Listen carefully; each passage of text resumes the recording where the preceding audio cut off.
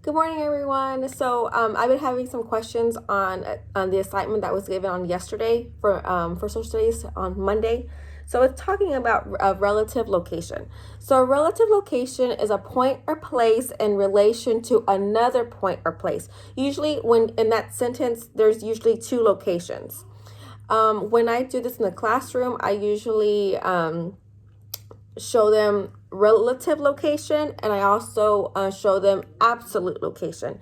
So I'm going to go ahead and go over those two, and maybe that will help you a little bit more on relative location. So an absolute location is the exact location of what we're talking about. For example, Tim lives on Preston Circle. That's the exact location. That's the exact street.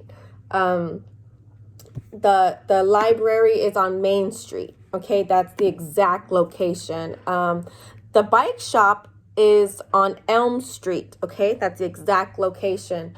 Sarah's address is 123 First Street, Dallas, Texas 75211. Okay, that's the exact location. That's the absolute location. For relative location, again, there's usually two locations in that sentence, and they're using key words that are helping you describe that. So, for example, the pencils are next to the markers. So you have pencils and you have markers. Then you have the word next. That means it's a relative location. That's not the absolute location. The pencils are on the bookshelf. Okay, that's the absolute location. No, the relative sentence is the pencils are next to the markers.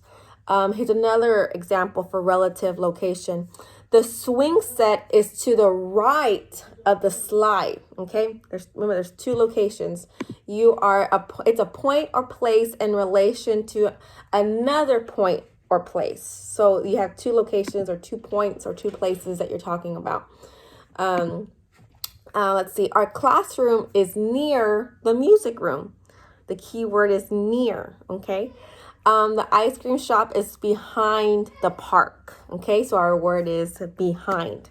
So what you're supposed to do is, so it told you the definition of what a relative location is. And then it gives you an example. The bunny hopped over the rock. Okay, what word there told you it was a relative location? Hopped. Okay, it hopped over. Okay, that's what it is, over. Hopped over. So it says brainstorm a list of words you can use to describe the relative location of places and objects. And they give you an example: left, right, over, under. Okay, so and you can use those. So you're supposed to list words that helped you figure out to see if it's a relative location. So left was one, and you can use those examples: right, over, under. And then you can go back to my examples. We have next. Remember when I said the pencils are next to the markers? Next. Because we're doing the words that describe the location. So those words describe our location. Remember when we said the bunny hopped over the rock? Okay. What describes our location? Over. Okay.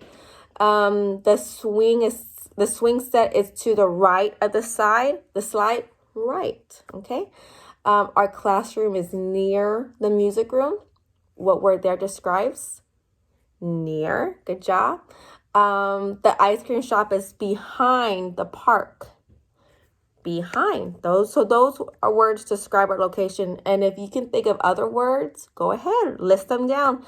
So that's what we're doing. That was for yesterday's lesson. If you have any questions, let me know. I'll be on Zoom today at 2. So if you need me, go for it. You can ask me questions there, or you can also ask me on Class Dojo. I hope this helps. Have a good day.